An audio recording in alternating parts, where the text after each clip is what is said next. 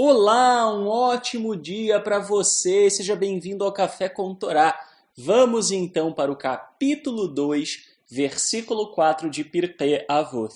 Nós vamos estudar um dito de Rabban Gamliel que nós vamos dividir em duas partes. Hoje nós vamos estudar a primeira parte. Diz assim: ele costumava dizer: faça a vontade dele como se fosse a tua, para que ele possa fazer a tua vontade como se fosse a vontade dele. Esse dito de Rabban Gamliel, que é dividido em duas partes, é extraordinário, mas não é extraordinário pelas razões que a maioria das pessoas pensam, que é como fazer com que o Eterno realize os nossos desejos e as nossas vontades. É evidente que o ser humano passa muito tempo se indagando isso. E isso, às vezes, move o ser humano a buscar uma série de coisas, a ir em determinados grupos, a buscar fórmulas, a buscar ritos, enfim, a encontrar aquele grupo, aquela fórmula, aquele rito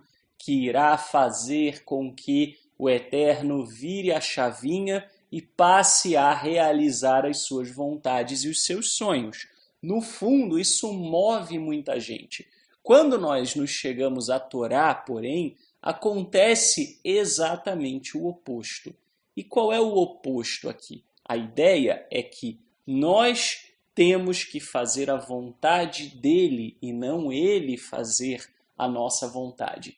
Mas o interessante aqui é que existe uma diferença muito grande de perspectiva. Não é apenas fazer a vontade dele, e sim fazer da vontade dele a nossa vontade. É fazer a vontade dele como se fosse a nossa. O que ele está querendo dizer aqui? Uma coisa é você fazer algo achando que você está agradando ao Eterno, mesmo isso sendo contra a sua vontade. Por exemplo, se você vai numa pessoa que chega para você e diz assim: olha, você precisa ajoelhar no milho durante 2 horas e fazer 25 orações diferentes.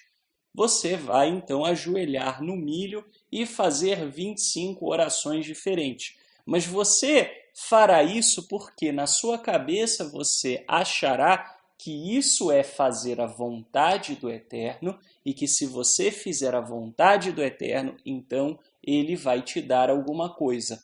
Você não quer ajoelhar no milho, você não quer fazer 25 orações. E o que a Torá ensina é o contrário, é tornar a vontade dele a nossa, ou seja, é entender a razão por trás da Torá, é entender que a Torá foi dada como um manual para o nosso próprio benefício. O Eterno não ganha absolutamente nada se você cumprir a Torá. Não muda a vida dele em nada, muda a sua.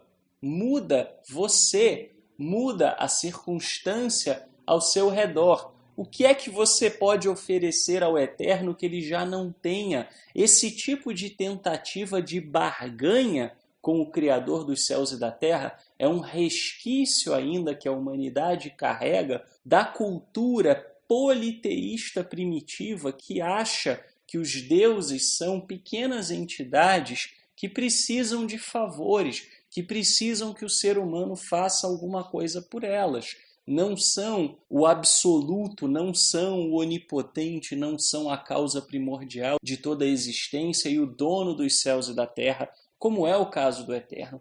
O Eterno não ganha nada se você prometer algo a ele. Ele não tem nenhuma necessidade que você possa suprir. Portanto, realizar a vontade dele, na realidade, beneficia você, beneficia o coletivo em que você está inserido, beneficia a sua família, beneficia o povo de Israel, beneficia a nação onde você está, beneficia outras pessoas que veem o que está acontecendo e podem partilhar da luz que você carrega. Da mesma maneira que a gente deve olhar para a vontade do Eterno e realizar porque é a vontade do Eterno, a gente deve também olhar para a vontade do Eterno e entender que aquilo é o melhor para nós. Não é fazer porque a gente acha que está agradando ao Eterno. É fazer por ter consciência de que isso é bom para você.